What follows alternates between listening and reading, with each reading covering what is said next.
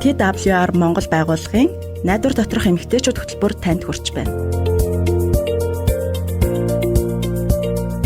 Бид бол Бурхны сайн мэдээ болон Есүс Христийн найдварыг түгээж буй найдвар доторх эмэгтэйчүүд.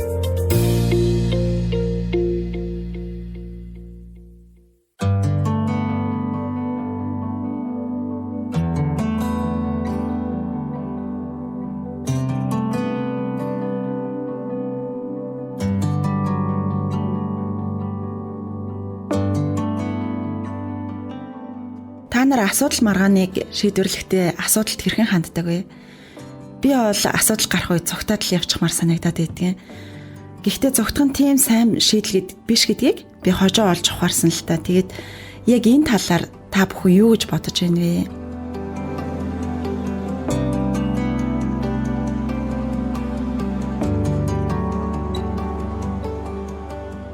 Сайн уу гэрлээ. Эрхэм сонсогч та бүхэнд ч гэсэн энэ өдрийн мэндийг хүргэе.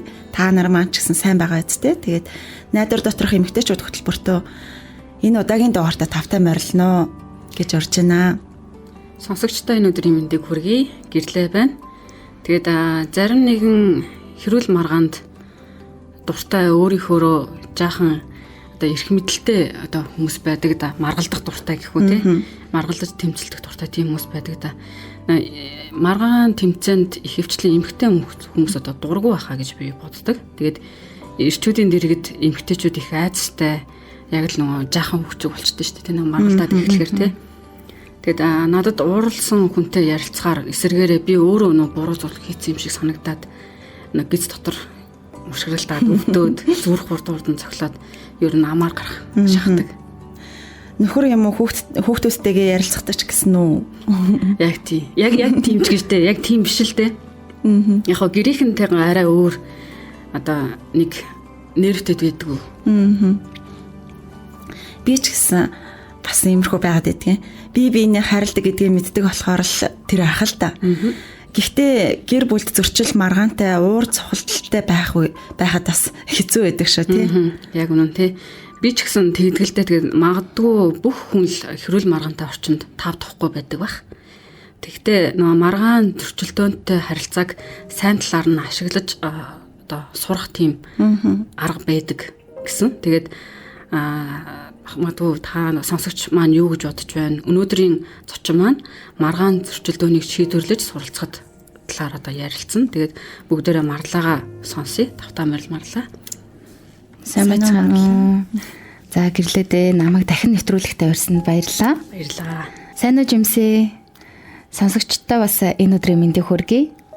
За бага насныхаа нэг түүхийг хуваалцъя гэж бодож байна. Би их чихээ уурыг их хүргэсэн юм шиг байгаа юм. Тэгээд игч намайг урт хумсаараа маажчихсан тухайн үед миний уур яг тэр үед дүрс хийж яагаад чадлаараа гараа далаан цохих гээд дайрсан. Тэр үед аав маань ард ирчихсэн байсныг би анзаараагүй байхгүй юу?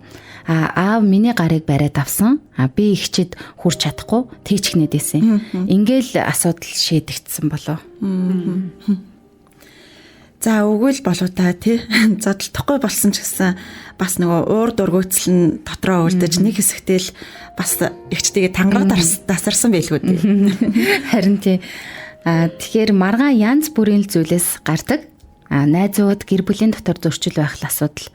Харин бид нар ингээ бодохдоо бусад гэр бүлүүд их сайхан, амгалан, найрсаг амьдардаг гэж боддогч зөрчил маргаан хэрэг байхгүй л дотн харилцааг байхгүй гэж боддог. Хүмүүсийн зан чанар өөр юм чинь мэдээж маргалдчил таарна. Тэгэхээр маргаан байдгал зүйл гэсэн үг. Тийм үнэн тий бид нар өөр хүмүүс өөр орчинд өсөж тойрсон. Тий тэгээд одоо өөр гэр бүл тулдаал амьдралын түүхэн ч гэсэн бас өөр байгаа шүү дээ тий. Тийм. Бид бүхэл зүйл дээр одоо санаа нийлэх ёстой юу гэхээр мэдээж үгүй. Бид ялгаатай ч гэлээ бие биений хүлээн зөвшөөрвөл асуудал шийдэгдэж чадна. Тэгж байж л бид нар зөрчил маргааныг гомдол шарахгүйгээр шийдэж чадна гэсэн үг. Бас бүх зүйл дээр санаа нийлээд байх албагүй гэдгийг мэдэж авна. Харин харилцааг сайн байлгахад ярилцах хамгийн чухал. Зөрчлийг багасгахад хамгийн тустай арга гэж байгаа. Энэ бол одоо ярилцахтаа нээлттэй, шудраг, сонсоход бэлэн байх ёстой явдал. Нэгнийгээ буруутгахад яарах хэрэггүй, За тэгэхээр одоо шудрах хэлэх юм бол зөрчил нэг хүнээс биш харин хоёулангаас нь болдог. Хосууд юу гэж бодож байгаагаа бас учир шалтгаанаа гомдол болоод юу хүсэж байгаагаа хуваалцах хэрэгтэй. Хин нэгэнтэй зөрчил маргаанаа шийдвэрлэх гэж оролдох үедээ одоо эхлээд өөрлөгөө анхаарлаа төвлөрүүлж өөрийгөө харах хэрэгтэй л дээ. Нөгөө хүнтэйгээ ярилцахаасаа өмнө юуг өөрчлөх гээд байгаагаа бодох хэрэгтэй. Уучлалт гуйх уу? Эсвэл шийдэл бодож олсон уу? За тэгээд тэр уучлал гуйхгүй байсан ч би уучлахад бэлэн байна уу гэх мэт те. Та ер нь ууртай хүн үү? За эсвэл ууралсан байгаа үедээ асуудлыг шийдэх гээд байх хэрэггүй гэсэн үг. Хэсэг байж байгаад ярилцъя гэж хэлэх хэрэгтэй. Тэгэхгүй бол ууртай байхдаа хэлсэн үгнийхээ төлөө дахиад уучлалт гуйх хэрэг гарч магадгүй шүү дээ. Ер нь бид нар хөвчлэн тийм алдаа их гараад байдаг тий. Харин тийм юм байлаа шаараа.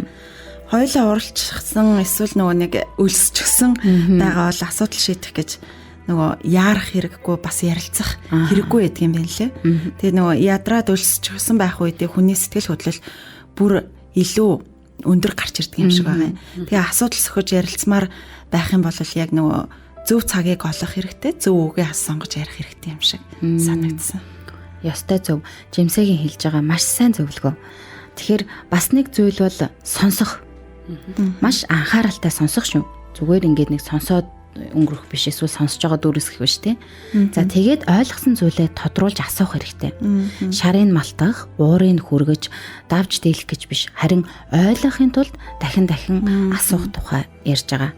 За тэгэхээр одоо юу шийдэх гэж байгаагаа ярилцсан. Тэгээд өнгөрснийг нэмж ярих хэрэггүй. Манад бол өнгөрснийг айгүй өсөхөд идэг тий. Энэ бол асуудлыг бүр хурцдуулдаг. За асуудлыг шийдэхээс илүүтэй тэр хүнтэйгэл эвтэй үлдэх нь хамгийн чухал шүү дээ. Тэгэхээр хэрвээ нэг нэгний халамжлагаа ихэнд тавих юм бол асуудал аяндаа шийдэгдэнэ гэсэн үг. Жимсээ саяны ярьсан зүйлийг нэг сануулад тач бидэнд. За тэгээд эхлээд бүгдээ нөгөө дотны харилцаатай хүмүүст бас нөгөө адилхан л маргаан зөрчил байдаг. Энэ бол байх л ёстой зүйл гэдгийг ойлгох хэрэгтэй. Тэгээд бас нөгөө бие биенийхээ ялгаатай талыг хүлээн зөвшөөрөх нь хамгийн чухал зүйл байгаа. Тэгээ эцэст нь хэдийгээр энэ зөрчил маргаан үүссэн ч гэсэн харилцаагаар сайнаар авч үлдэх нь үлдэх гэсэн гурван чухал санааг би түрүүн хэлээд байгаа юм л та. Бас өөрлөгөө эхлээд хар гэд түрүүн хэлсэн шүү дээ тий. Би бол энэ тал дээр их муу хүн байхгүй юу. Тэгэхээр нөгөө хүнээ л ингээл бодоол тэр хүнийг л засах гээл тэгэл тэрнээсээ болол тэр хүнийг шүүгээд идэг тий. Ийм асуудал бас байдаг. Харин тэгээд дараагийнх нь болохоор өлсөн ядарсан үедээ асуудлыг шийдвэрлэх хэрэггүй гэсэн санаа байгаа. Тийм. Нэгнийг анхааралтай сонсох хэрэгтэй гэсэн энэ бас их хэцүү тийм. Харин бас их тэлчээр шаарддаг. Бүр хамгийн сүүлийнх нь бүр амаргүй. Одоо цаг дээрээ төвлөрөх гэсэн энэ одоо цаг дээрээ л төвлөрөх. Өнгөрснээс өгөхгүй түрүүн бас марлаа хэлсэн шүү дээ тийм. Энэ зөвлөгөөнүүд болохоор бидэнд яг асуудал маргаантай тулгарх үед маш хэрэгтэй зөвлөгөөнүүд байгаа. Зөвлөгөө яах вэ? Тэгэхээр харилцаагаа эрүүл сайн авч явахад их хэрэгтэй. Эдгээр зүйлүүд те. Хэсэг хугацааны хөгжмийн завсарлагын дараа бүгдээрээ үргэлжлүүлээд ярилцъя. Энэ удаа зөрчлийг арай өөр өнцгөөс харцгаая.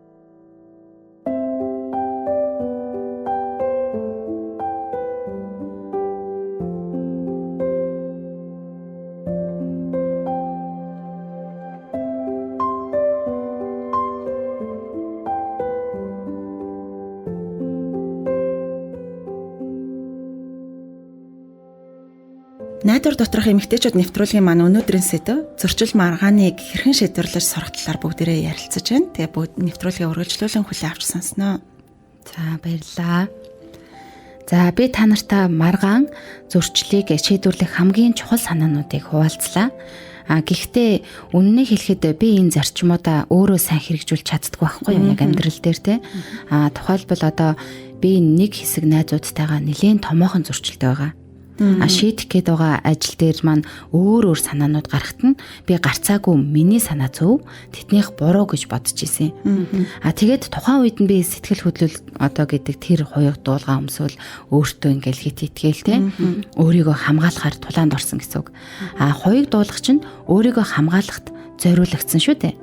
Харин би найз нарыгаа гомдоох, тааламжгүй байдлын бүслээд эсэргүүцлийн хоёгаа цээжиндээ өмсөж чадах чинээгээрээ тэднийг одоо эсэргүүцсэн гэсэн үг. Өөрийгөө л хамгаалал тэднийг эсэргүүцэл. За тэгээ сүүлдээ би бүр шалдаа буусан. Тэгээд гонсгор байдлын гутлыг өмсөд гомдолж эхэлсэн. За толгойдоо зөрөөдлийн гут дуулгыг өмссөн болохоор юу ч сонсохгүйсэн гэсэн үг. Буулт хийх чадваргүй болсон байгаа юм шиг байгаа юм л да тухайн үед. Яг дайнд орж байгаа юм шиг юм болсон байна. Тэгэл зөөр өөрийгөө л хамгаалал тий. Тэнгүүд бусдын дайралтаас өөрийгөө хамгаалахын тулд би уур гэдэг бамбааг аваад намайг сонсоож гээд ажлынхан руугаа хашгирч эхэлсэн. Би өөртөө маш ширүүн тулаанд орсон байхгүй тухайн үед. За би ялсан болов гэхээр үгүй байсан. Би ялаагүй байсан. Би буруу тулаанд орсон байсан. Бас буруу зэвсэг өмссөн. Би ер нь ямар зэвсэг бариад орчихсан болоо гэж бодохоор таагүй байдал, үл нийцэл, гомдол, зөрүүдлэл, уур гэд гим нүгэл хийдэг зэвсгийг бүгдийг ингээ өмссөн байсан гэсэн үг. Би өөрийнхөө хүчээр тулалдаж, өөрийнхөө үгийг ашиглаад тулалдаж байсан эмэгтэйчүүдийнхээ зүрх сэтгэлийг олж авах дайнд бүрэн дүүрэн ялагдсан. Өөрийгөө л хамгаалал, бусдыг огт бодохгүй, бусдын зүгээс харж үзээгүй. Тэгэхээр харин санал нийлэхгүй байгаа тулаанд хэрхэн тулалдах талаар Библи юу хэлснийг харцгаая. Хэрвээ та одоо тухайн хүмүүстэй санал нийлэхгүй байж бас болно шүү дээ. Тэгэхээр зөвхөн ингээл өөрөө дайраа тахав эсвэл бас өөр арга байгаа юу гэдгийг бүгдээрээ ярилцъя тийм ээ.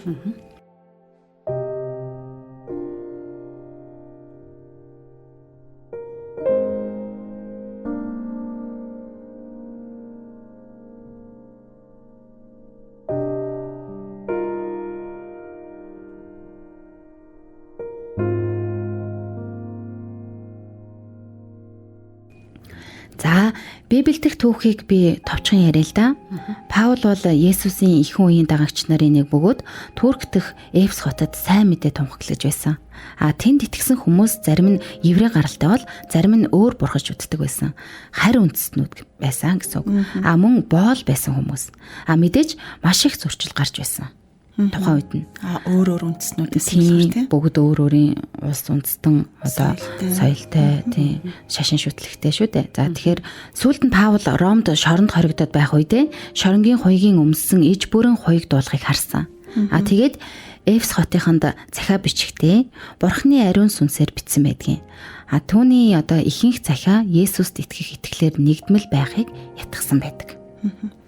За энэ нь юу гэсэн бэ гэхээр би биедээ шудраг байж хамтдаа талархалтайгаар Бурхныг магт гэсэн. Би биетэйгээ холбогдож нэгнийгээ давамгайлах гэж хичээх хэрэггүй. Түүнчлэн эцэст нь эзэн ба түүний хүч чадлын агваа хүчтөр хүчтэй байх тун. Та нар диаволын зал мэхний эсрэг зогсож чадахын тулд Бурхны өвч зэвсгийг агс. Учир нь бидний тэмцэл бол мах цусны эсрэг биш, харин энэхүү харанхуй ертөнцийн захирагчид, эрэх мэдэл, хүчнүүд, тэнгэрлэг оршуудах ёрын муу сүнслэг хүчний эсрэг билээ. За ингэж бичсэн байдаг. За тэгэхээр одоо бид хүмүүстэй ингээ муудалцж явахдаа тийм санал зөрөлдөж муудалцаар л байдаг. Бид одоо хэрэлдэхтэй гомдсон үйлдэл хийж гомдоосон үг хэлж өөрийгөө хамгаалдаг шүү дээ. Тэгэхээр бидний тулалдааны зорилго бол ялах байдаг байна.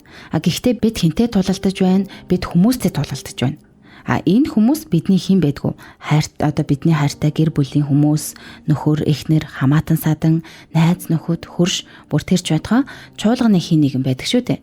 За тэгэхээр муу сүнс гэдэг нь биднийг одоо ашиглаж уураар маань ингэж бусдыг унгаахыг хүсдэг. Жинхэнэ дайсан нь муу сүнс байсан цагт одоо би тэдгэр хүмүүстэй тулалцаар л байна гэсэн үг. Тийм учраас муу сүнс бол бүх бузар мөгийн их үндэс. Тэр бол одоо худал хуурмаг, уур хилэн, дургуйцэл, атаархал, харанхуун эцэг гэсэн үг байхгүй юу? Муу сүнс бидний сэтгэлийн дайсан болдог. Бид одоо ингээд зөрчилдөж эхлэхэд тэр буруу зэвсгүүдийг бидэнд өгдөг.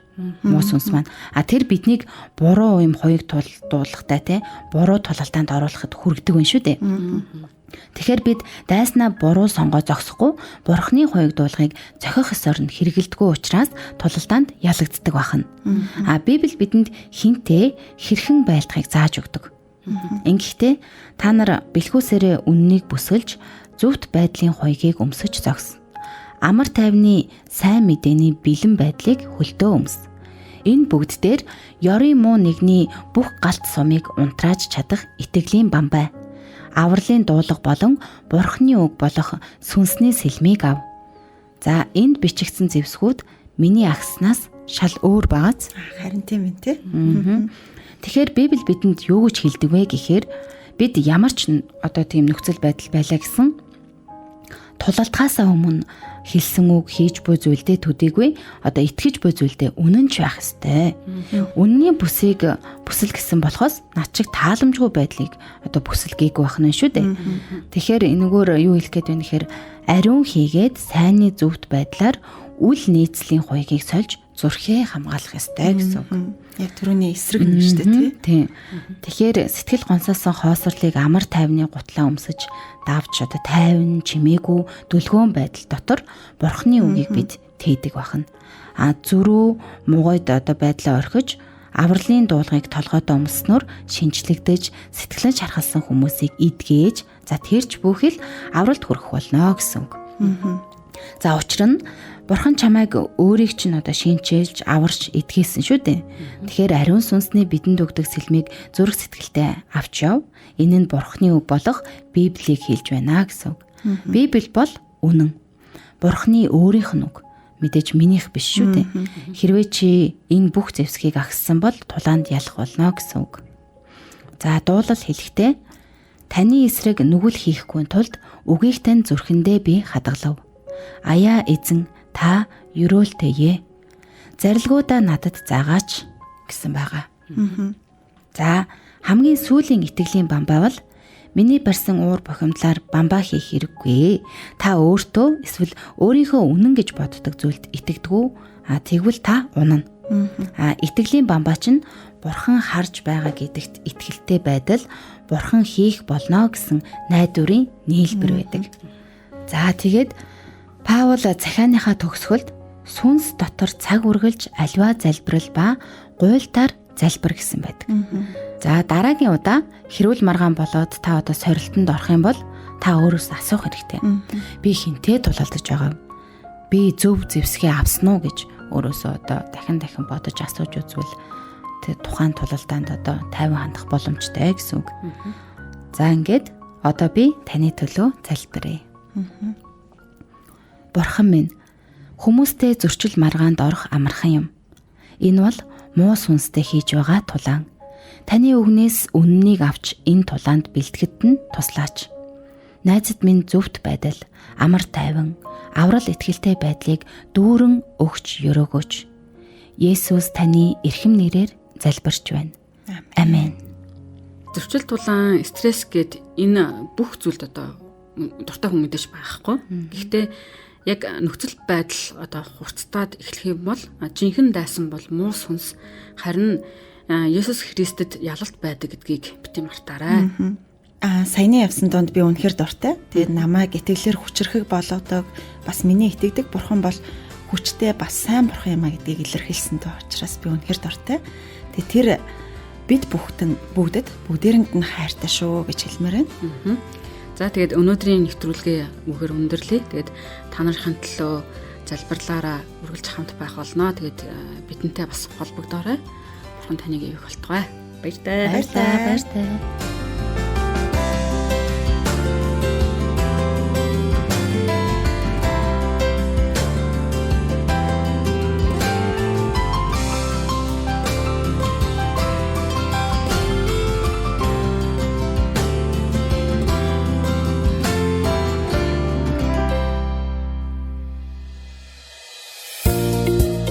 та TWR Монгол байгууллагын найдвар доторх эмэгтэйчүүд хөтөлбөрийг хүлээн авч сонслоо.